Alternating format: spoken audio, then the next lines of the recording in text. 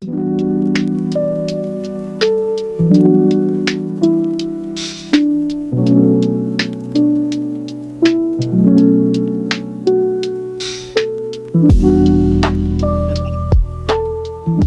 started now. Okay, so good evening, everyone, and welcome to tonight's very special book launch celebration. I am Tamara Rockwood with Bainbridge Island Press. I am thrilled that you have joined us for what promises to be an extraordinary evening. My husband Ben and I run Bainbridge Island Press. We are passionate about bringing great poetry to great readers. We publish poetry collections such as Nicole's poetry collection tonight. We publish express digital chapbooks. We have a Poetics anthology. It's international. And we also host the Poetics podcast, which is also available everywhere, where Nicole's work has already been featured and captivated by our listeners. So tonight, we are celebrating the launch of A Woman in Pieces by Nicole Cannon. It is a poetry collection that is a modern masterpiece in women's literature. This book takes us on a journey through the 7 archetypal stages of womanhood, from child to crone.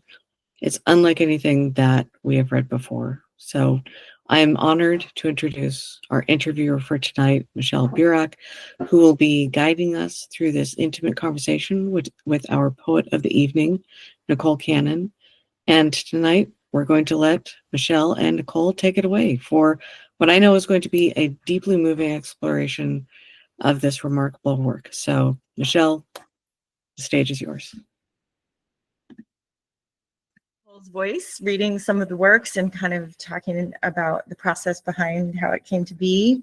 I was hoping we could start with just having you read the very first poem in the collection, Carnival. Yes. For me, it evokes just that sense of exuberance and curiosity and discovery, and I thought it would be a great place to start. Sure, thank you. So this is starts off the book in the child section. Carnival. I was in bumper cars apologizing until I looked above the electrified cage and saw each car had its own blob of clay-like matter directing it where to go, and I realized this is what we're meant to do down here, bump into each other.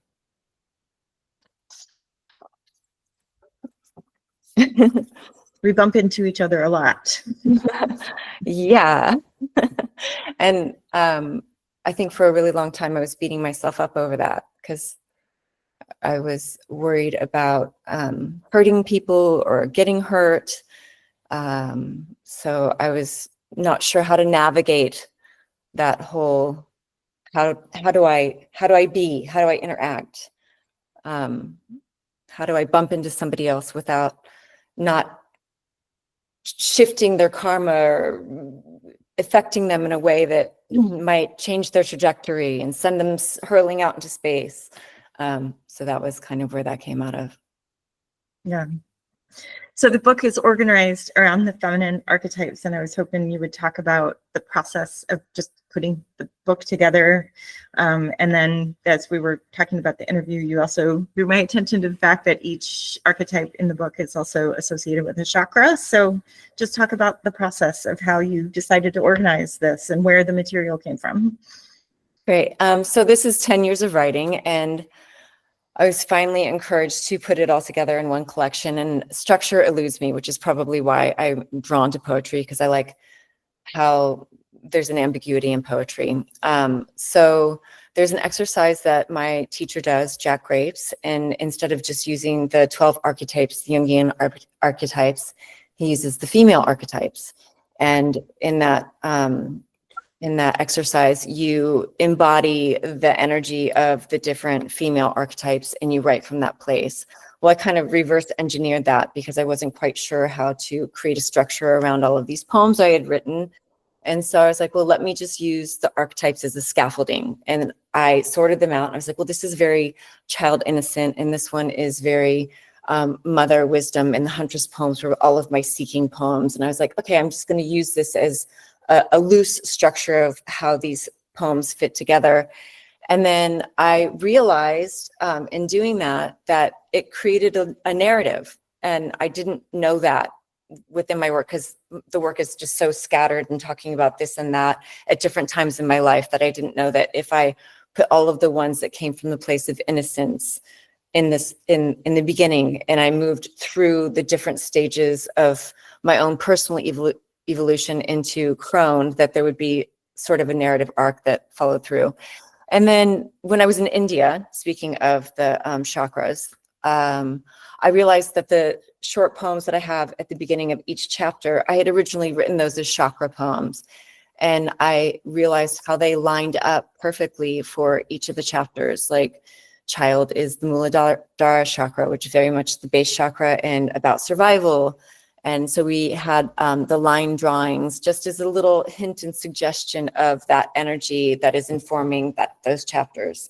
And I especially liked when we got to the upper chakras that solar plexus was mother and siren was heart, like the lover was heart. And then Medusa was throat chakra, which for me is just so important given how much our voice is quieted, especially in those more traumatic events or darker poems or dark feminine poetry, which I think is very much a part that needs to be expressed and integrated in all of our feminine energy and humanity. So the poems were not written in the sequence that they appear in the book, but they just kind of coalesced into the different sections. One of the things I love about many of the poems is that there's these little detailed autobiographical moments or just like really rich lived experiences. And I was hoping you could read Egg Separator as one that just put me in a place and time really effectively. Of course. Yay. Okay, here we go. I have to find it first. I did mark the pages. Oh, here it is. Okay. What section is this one in? Is this in Lover? What is this one in? Oh, no, it's in Virgin. Okay. Yeah, that makes sense. Egg Separator. I was last minute shopping the Christmas after my divorce, listening to the young couple in the checkout line talking about eggs. I could tell it was a new relationship. He was carrying their basket of presents, hair slicked, shirt tucked, pants belted, nervous and earnest, talking about eggs. She was all dressed up in eyelash extensions, lip gloss, heels, insecure and attentive, listening to him, talking about eggs. I want to get an egg separator, he stammered, because, well, I'm being smart and I'm eating egg whites now. In a flash, I see his life of egg white omelets in the sweaty gym where he battles cholesterol to woo her with his lean muscle mass.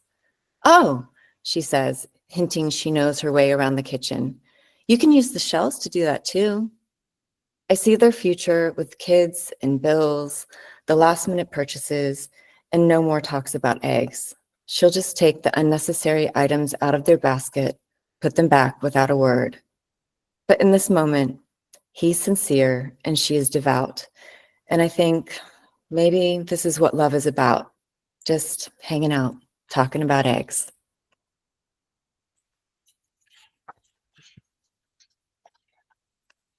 When you're in a place, in a moment like that, do you have a sense that it's going to be a poem, or is it something that gels later, or like how does...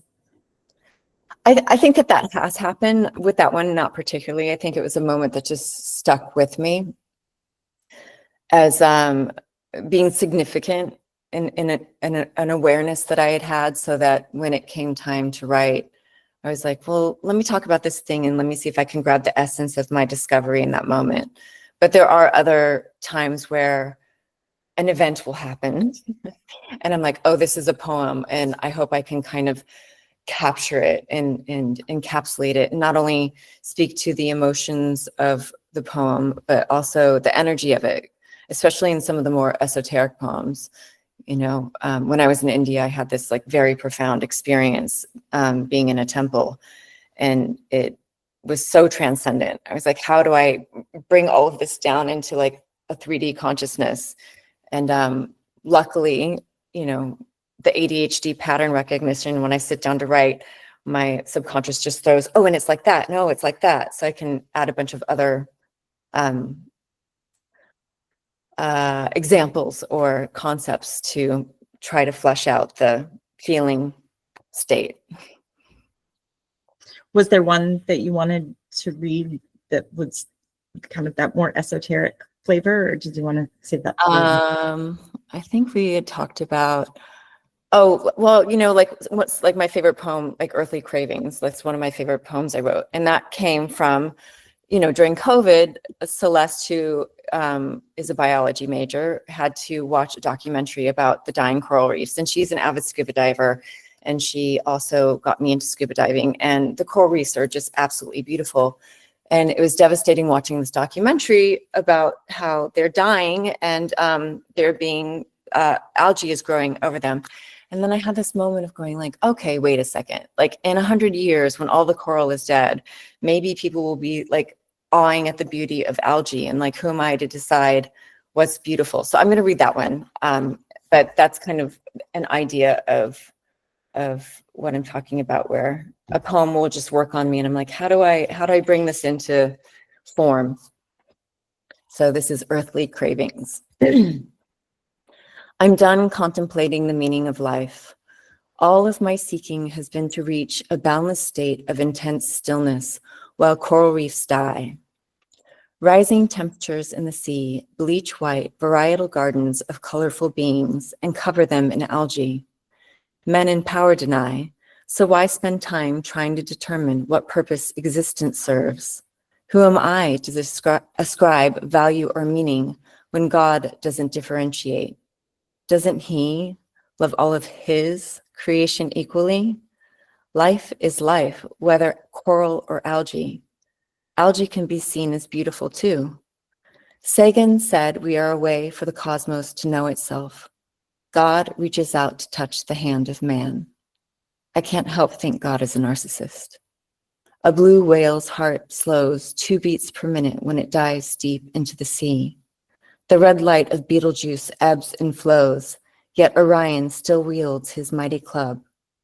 The earth pulsates every 26 seconds. She is alive, therefore I am. When I am permitted to leave the flesh, will I long for life, like my earthly craving to be one with everything?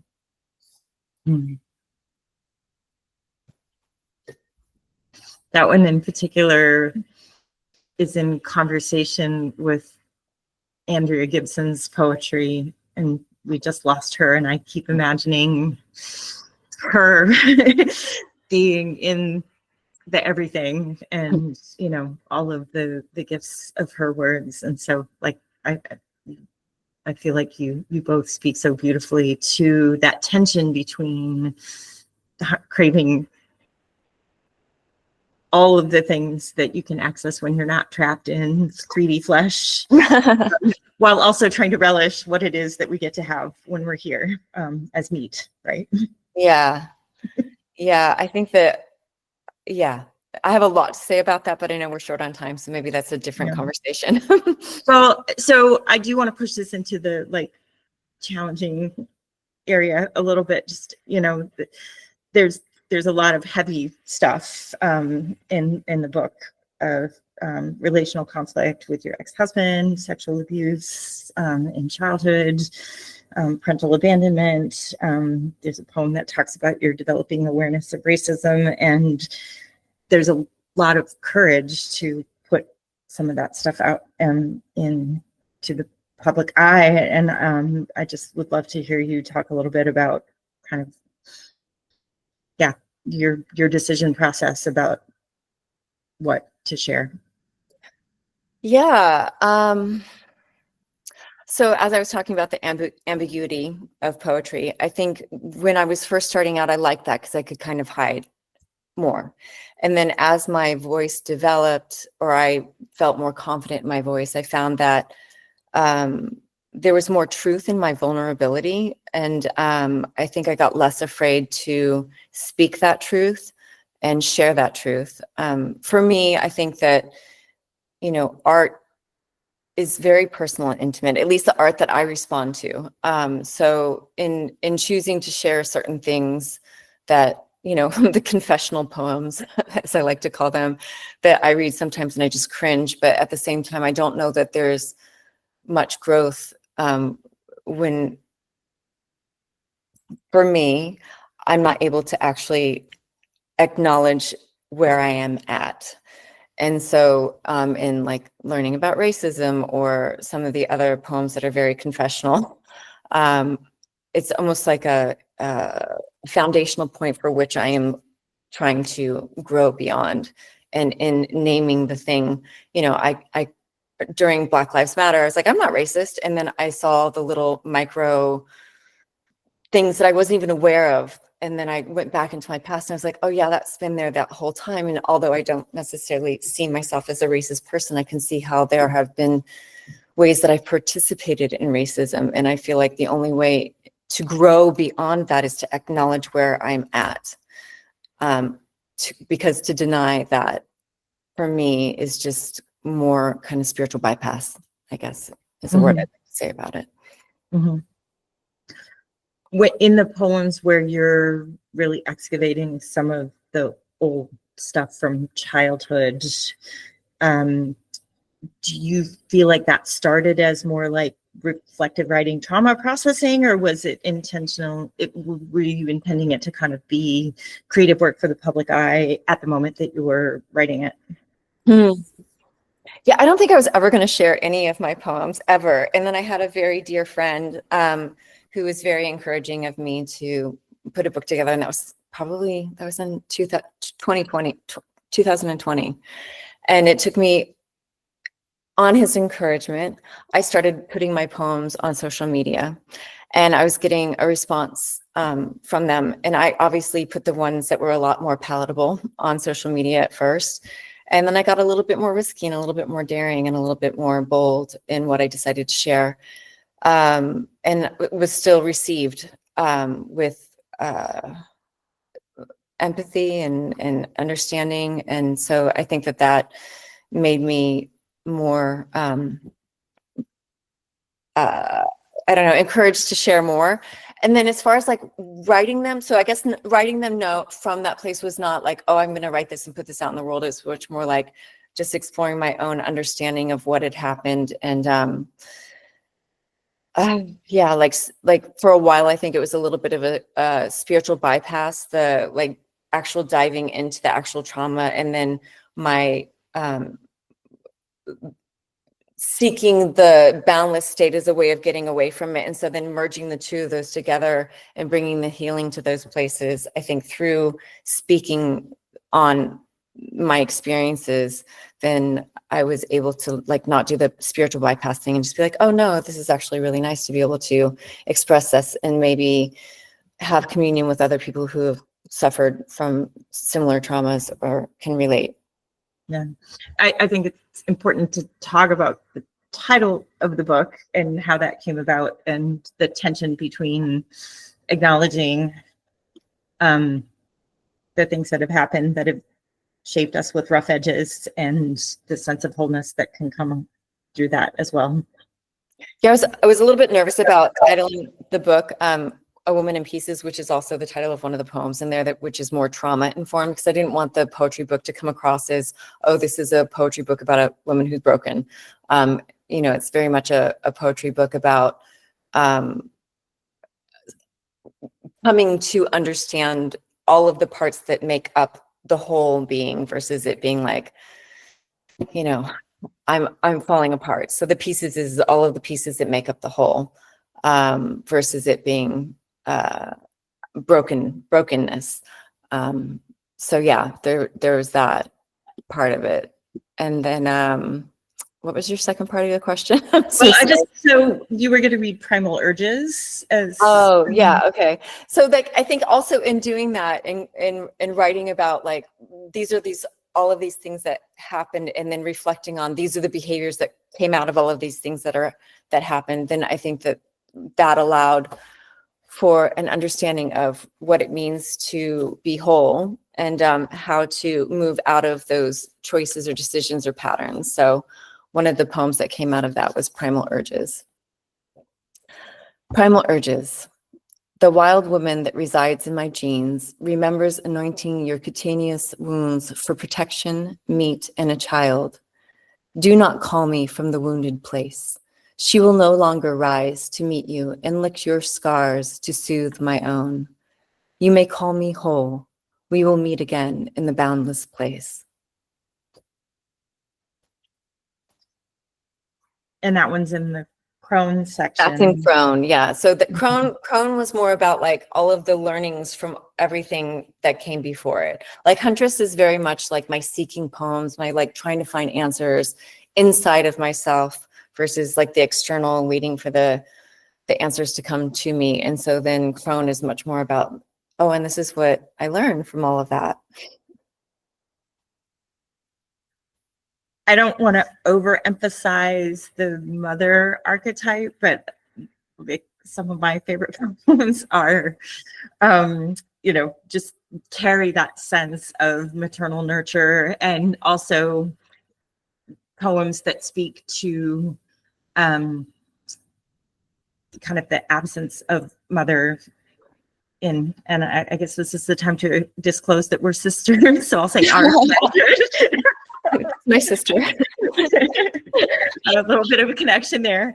And so I was thinking if you read Whole Way Down and Unmothered kind of side by side to kind of to both sides of the womb and how those things come together in the book. Do you think that our audience that doesn't know our story should have a little bit of context for like the unmothered part? Or is it necessary? It doesn't matter. Okay, my mother left when I was very young, so that's the unmothered part, but we're going to read the whole way down first. You can read them in whichever order you feel. Okay, I'll read the whole way down first. This is about my babies. The whole way down. I took my girls to a water park when they were little.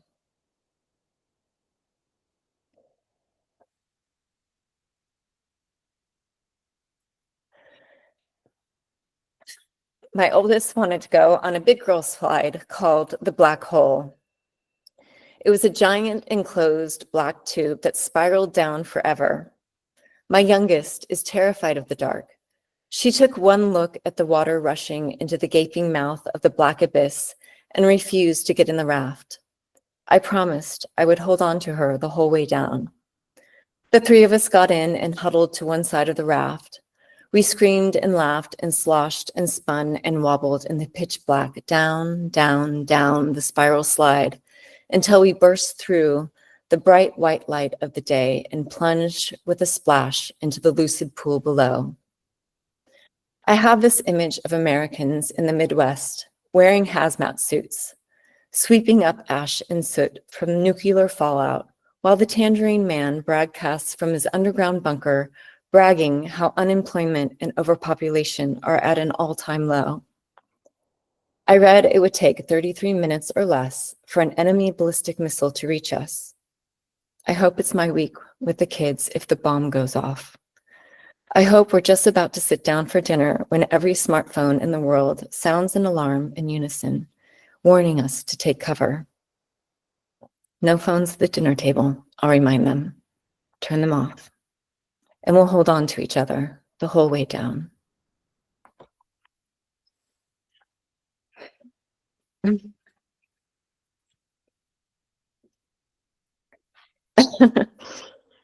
Okay, and then Unmothered, which is also in the mother section. Unmothered. I could have so much love for a woman who left me in the mountains by a barbed wire fence post to fend for herself. She knew the only way a mother knows how much her child is like herself, best left in the wild, raised by the wolves. She was only 20. At 19, I left mine in a biohazard waste container at the clinic, high on nitrous, unwilling to make her mistake. I won a beauty pageant 5 weeks pregnant with my dealer's baby. His mother paid for the entry fee, the airfare, and the procedure, my ticket out of her fate. Unmothered girls who turn into unmothered women become unmothered mothers, unmothered murderers, of unmothered children. This poem feels incomplete. Maybe that's how it should be. A child unmet, a life unlived. Think of it as compassion for the unborn.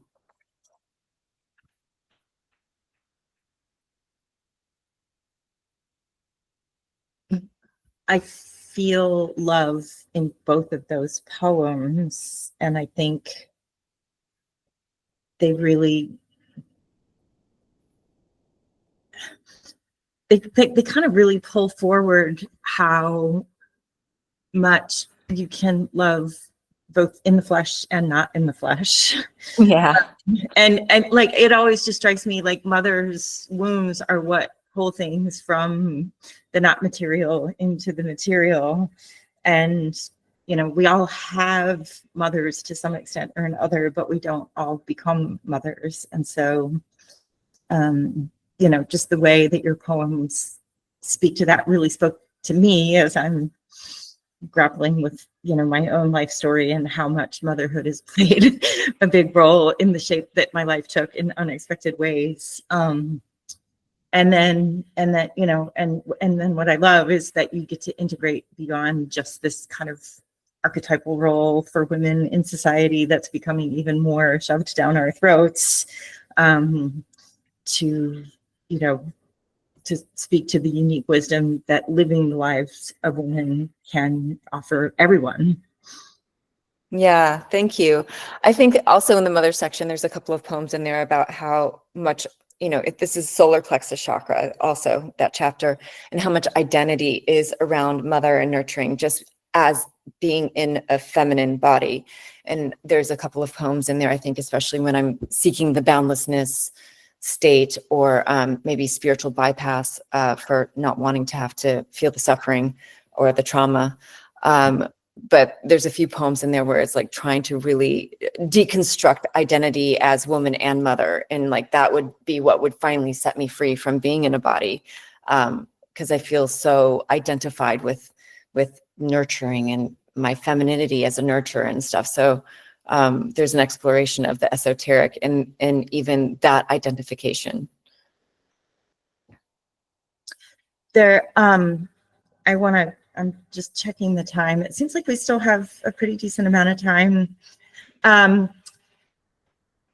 There was a juxtaposition of two other poems that talked about kind of, it's still kind of in the parenting theme, but The Proposal and Something Borrowed. Would you be open to reading both of those? And then yeah, so I mean, these are two different poems in two different sections, and they inform each other very, very much. And so I'm going to read the one that's in the Virgin section first, which was just, it's called Something Borrowed. She was gawky with self-conscious adolescence, not at all sweet, with her nipple buds poking through her t-shirt. Pretty, but much too old to be a flower girl. Her mother made friends with the owner of Petty's Meat Market, so Something Borrowed became scattered petals down the aisle at the butcher's wedding. And from that day on, chuck roast was only $3 a pound. I kind of want to speak to that because I don't think I read it really well, but I think it was just an awareness of when I was coming into my womanhood, the transactional quality of being a virgin and what that meant, especially to older men, and not necessarily feeling very protected in my innocence around that time. So then I go to Mother, where this happened like way before I even started writing, but it just stuck with me as being so such a significant moment. And then it wasn't until I was writing it that I realized what I was actually saying. The proposal. The proposal. And it was called The Parable of the Dogs. And then I changed it to The Proposal. Okay, this one's a little bit long, but I'll get through it. The Proposal. When I lived on the Venetian Islands, I had a Weimaraner puppy, a little blue girl named Sky. Across the street, behind an electric gate, lived an old silver male. When I took Sky for a walk, we'd stop by the gentle dog's house for a sniff to say hello. This excited the lonely canine. He would stand tall, his dock tail erect and wagging. On one occasion, he lifted a leg and released his scented mark to claim her as his own. I immediately yanked her away from the stream and we stopped paying our daily visits. Every day, I'd see him waiting for Skye at the gate, hoping to catch her eye. He'd pace back and forth in his yard, worried he had blown his only shot at love. Early one morning, Old Gray bolted across the street, carrying something in his mouth, and dropped it at Skye's feet. He took a step back and stood tall, pleased with himself, tail erect and wagging. He waited for her response. She didn't know what to do. She'd never seen, smelled, much less tasted an entire roasted chicken carcass in her life. She couldn't know the amount of planning, patience, and restraint it took Old Gray to steal the remains from the trash, hide it in a safe place until morning, time his owners leaving for work, retrieve the precious jewel, slip through the closing gate, wait undetected for his beloved in the street, restrain the urge to indulge himself so he could make this offering of love and devotion. Skye looked up at me with the most innocent gaze.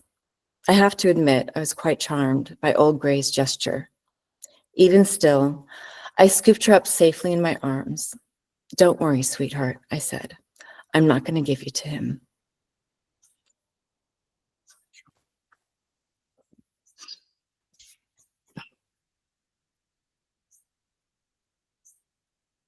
The nature of the transactions are so weird in a way. Like sometimes they're charming and gross at the same time. Well, and also I think that some of those transactions, I think especially, coming from, maybe even when we had dowries and stuff like that, I think that there's a lot of intergenerational healing that needs to go along with that as a mother who's trying to marry her daughter off to a suitable partner and stuff. So, some of those moments, I think in my prepubescent stages were probably well-intended, but they felt gross. And just acknowledging that, having an awareness of that and the loss of innocence around it. Do you think that men have their own version of being transactional objects? And what does that look like? Ooh, I think they definitely do.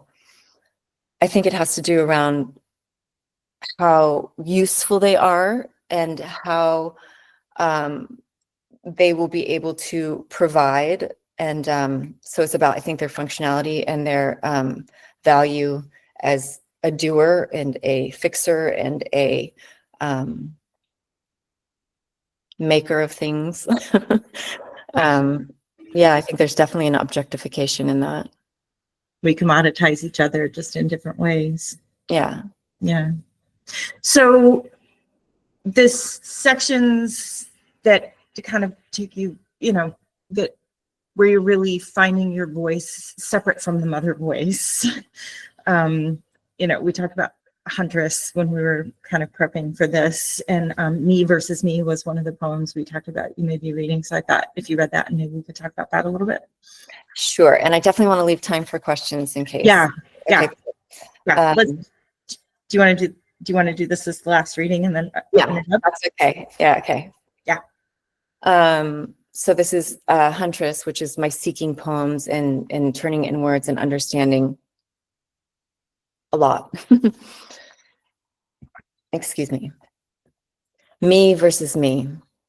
The mean people, the enemies in my head take on many forms: family, friends, me, and I'm tired of fighting them. But when it's me versus me, I surrender. So I'd rather the enemy of the state wear their face, so there's enough space between us to fight back and not believe their lies. That's like about projected self-judgment. Like just realizing like, oh, like I'm actually a lot meaner to myself than anybody else is. And like when I think somebody is like, criticizing me, it's actually my own criticism of myself. And just coming into that awareness really helped bring a lot of self-love. And I know that's an overused phrase, but it's kind of like, Oh, well, let me like not be the meanest like talk to myself in a way that I would never talk to anybody else. Like, let me stop doing that. Do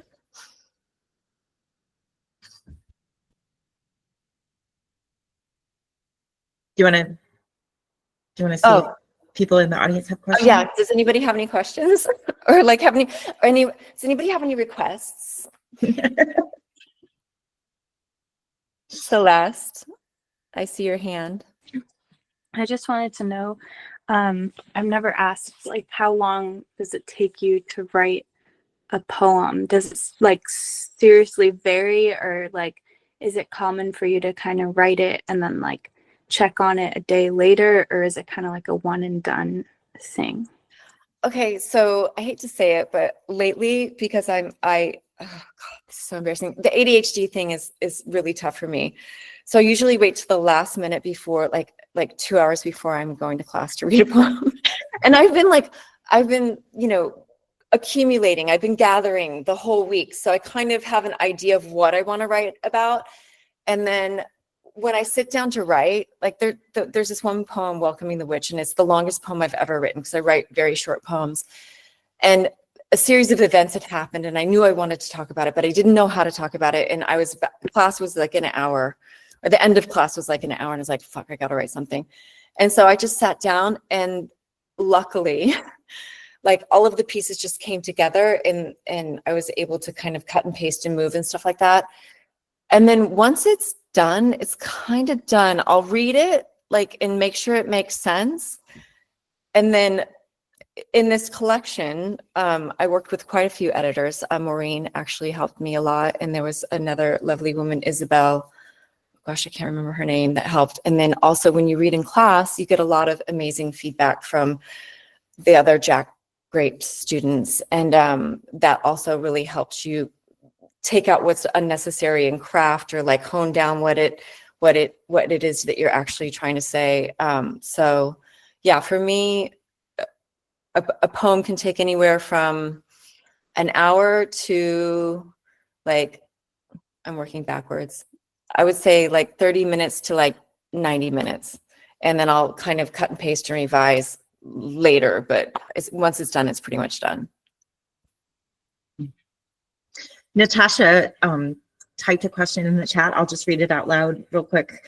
She said, chiming in from a remote area of Alaska with bad Wi-Fi, camera is off. Love the book so much. Thank you for sharing with us all. The question is, your poetry will mean so much to people who have felt fractured or lost. What do you hope someone who's struggling takes away from it? Oof.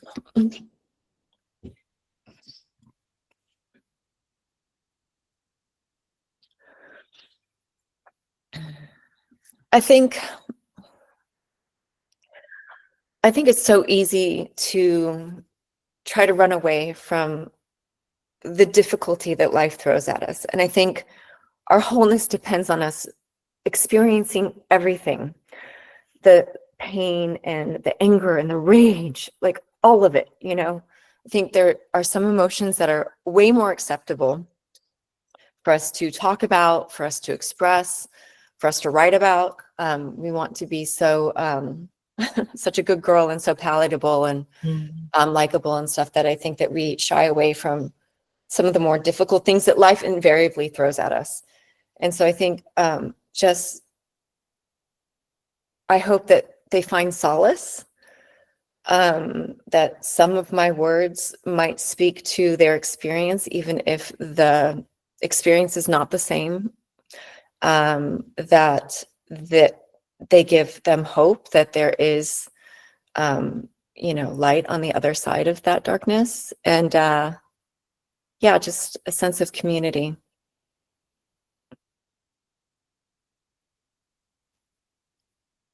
I love you, Tosh.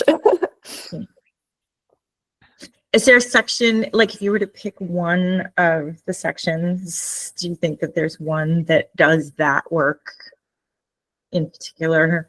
Or it's I feel like you have to go on the journey, because I think until you understand, like, what the core of the existential crisis. I mean, like, I feel like I could title every poem in the book Existential Crisis number 1, Existential Crisis number 75, Existential Crisis number 752.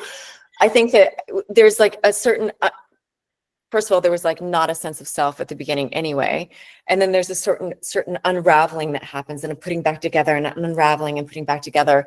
I think that the crone section is where all of that kind of, there's a convergence that happens, but I don't think that you could just read the crone section and understand the foundational work that goes into like all of the answers to those questions.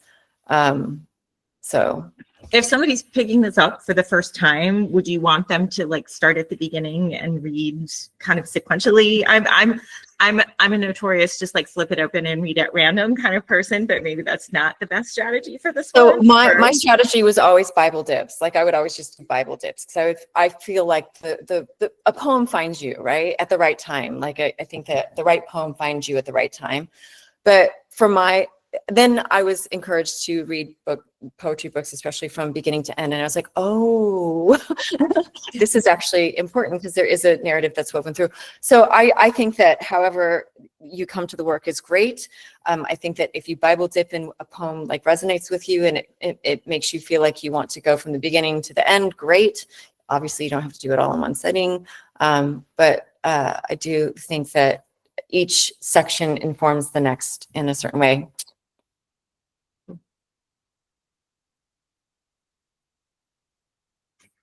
Do other people want to unmute and ask a question? I'll read Natasha's other question in a second. I just want to make sure if there's other questions, people get to.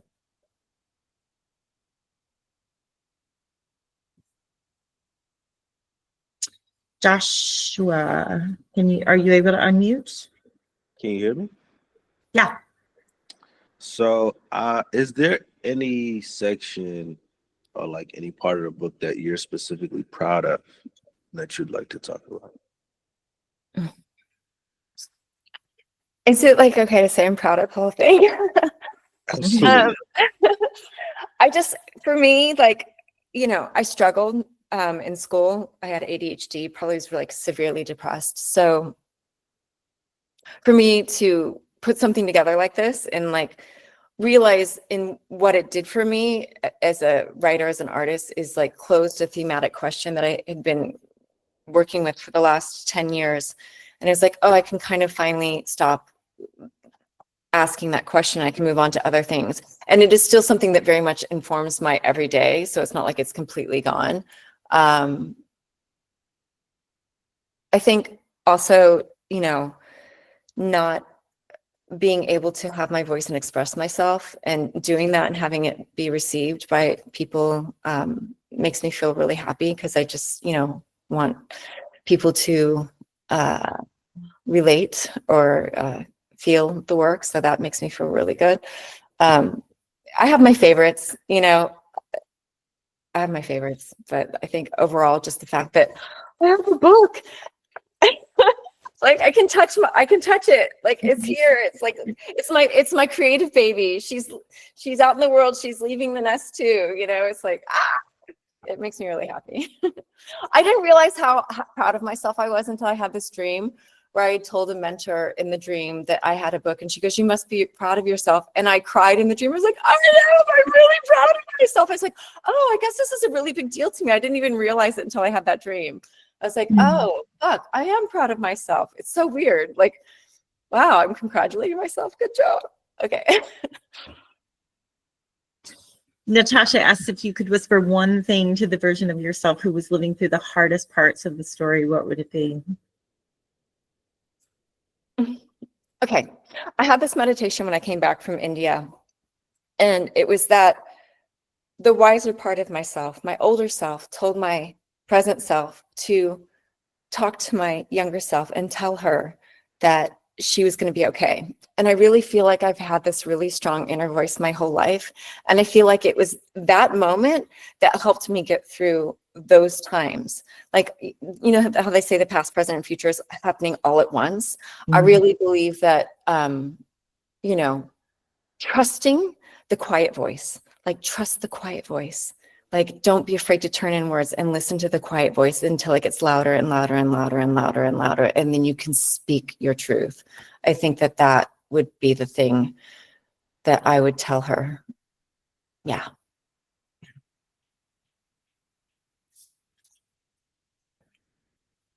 What are you working on next?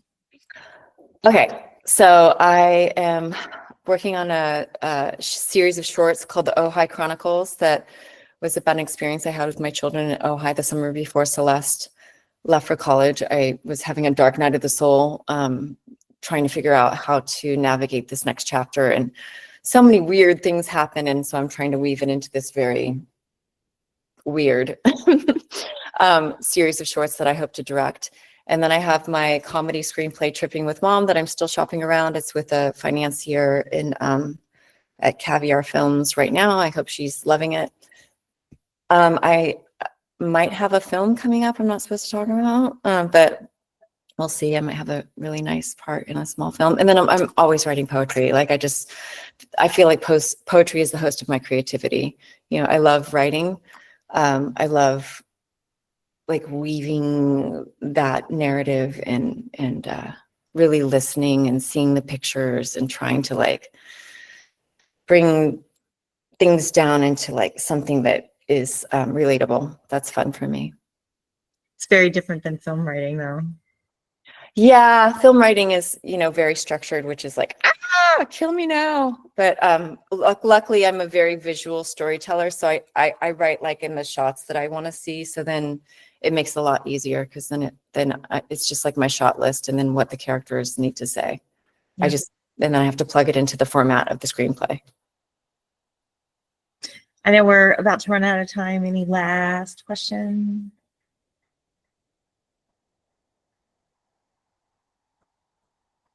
Everybody's clamoring for more, for sure. I don't know how to read more.